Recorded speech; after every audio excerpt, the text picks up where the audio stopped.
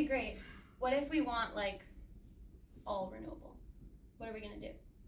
And this is the 98% renewable energy system optimized by my model. So least cost, costing to the best of my ability.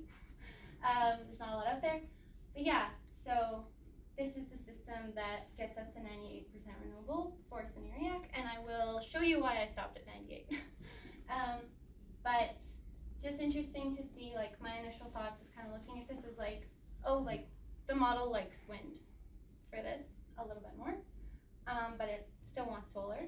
We have a really big battery, that's still a very large battery, and that's a huge hydrogen tank. And fuel cell and electrolyzer, like, yeah, it's pretty large as well. But I know people maybe have heard this when we talk about seasonal storage is a big issue. So, or first I'll just show you guys what this looks like. Yeah. So on a year, this line is our hydrogen tank being kind of cycled.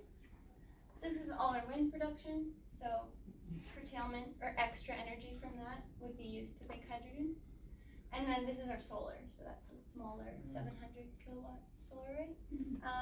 So you can just see how, like, yeah, it's pretty full in the summer because we have both generation sources, and then we get some pretty good cycles. And this is 1 year of real data, so clearly, you know, there was a wind deficit here that happened. It's just not as many